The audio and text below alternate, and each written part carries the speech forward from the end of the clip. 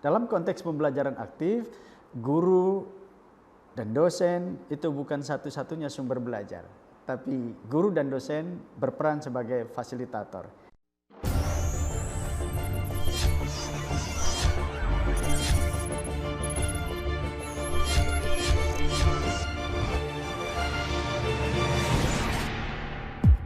Assalamualaikum warahmatullahi wabarakatuh. Baik, di kesempatan ini kita akan bicara sesuatu hal yang penting dalam dunia pendidikan kita.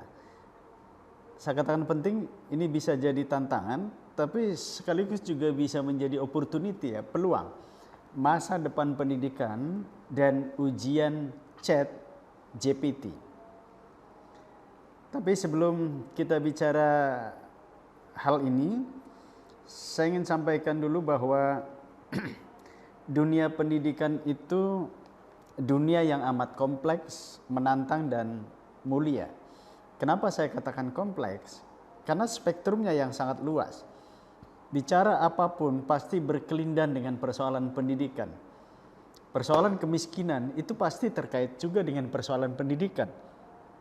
Kesehatan terkait juga dengan persoalan pendidikan.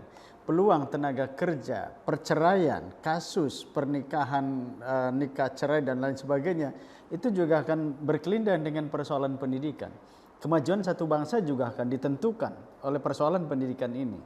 Sehingga ketika kita bicara persoalan pendidikan, itu spektrumnya akan sangat luas dan berkelindan dengan persoalan apapun. Lalu yang kedua, menantang. Karena pendidikan itu menentukan masa depan bangsa. Jadi kalau kita ingin komitmen bangsa, daerah kita ingin maju, kita concern nggak terhadap persoalan pendidikan? Ya, bangsa ini kalau ingin maju juga ya persoalannya terletak pada persoalan pendidikan itu.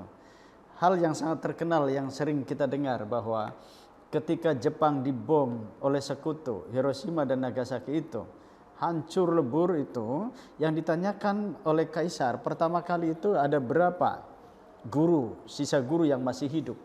Nah, dengan guru yang masih hidup itu kemudian Jepang akan membangun negerinya melalui persoalan pendidikan ini. Ya. Dan Indonesia itu kan merdeka tahun 1945, Jepang dibom oleh sekutu tahun 45, tapi karena dia komit dalam dunia pendidikan, Jepang melesat jauh dibandingkan dengan Indonesia.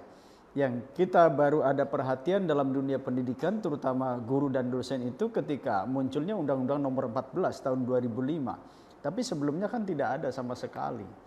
Ya, sehingga kalau bangsa ini ingin maju, harusnya kita komitmen di bidang pendidikan ini. Lalu yang ketiga, mulia karena memanusiakan manusia. Jadi kalau lembaga pendidikan ini masih menghasilkan manusia yang tidak bersifat manusiawi, itu artinya ada orang yang mengatakan bahwa ketika terjadi banyak kasus yang amoral di negeri ini, orang mengatakan itulah gagalnya dunia pendidikan, adalah sebuah kebenaran saya kira, ya, karena harusnya lembaga pendidikan itu menghasilkan manusia yang bersifat manusiawi. Jadi kalau kemudian Political and Economic Risk Konsultansi Hong Kong masih menempatkan kita menjadi negara yang terkorup di Asia, itu artinya kita patut pertanyakan keberhasilan lembaga pendidikan kita mencetak manusia yang manusiawi tadi itu. Baik, kemudian ada 4 gap yang menjadi tantangan pendidikan kita di era revolusi industri 4.0, 4.0 ini. Pertama, konten gap, ya.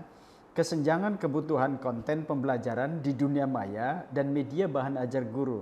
Artinya kita sepakat untuk memasuki era digital di dunia maya, tapi kemudian kadang konten pembelajaran kita tidak akses ke sana gitu. Ini kan persoalan. Yang kedua, kompetensi gap. Kesenjangan kompetensi TIK guru baru 40% siap memanfaatkan teknologi.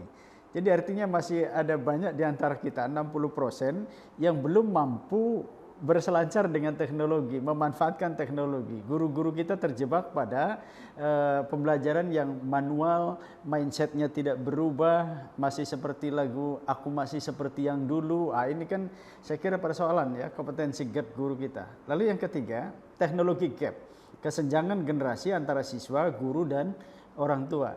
Saya sangat khawatir apa yang pernah disampaikan oleh Prof. Anies Baswedan ketika beliau menjadi Menteri Pendidikan. Beliau mengatakan bahwa anak-anak kita itu, peserta didik kita itu berada di abad 21, gurunya berada di abad 20, sementara sarana prasarana pendidikannya berada di abad 19.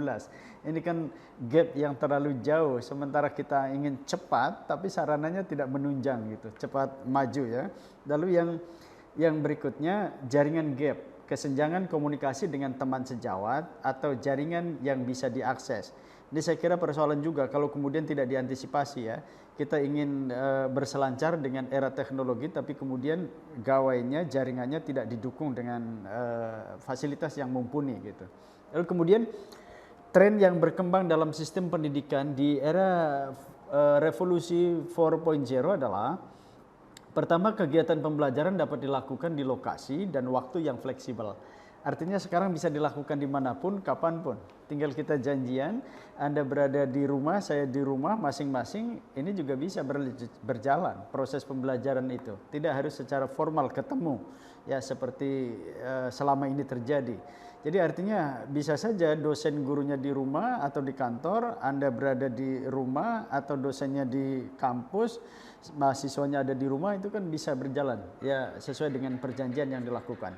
Lalu yang kedua, pembelajaran lebih bersifat individual karena tadi itu masing-masing ya, tidak klasikal. Lalu yang ketiga, metode pembelajaran dapat ditentukan sendiri oleh masing-masing siswa.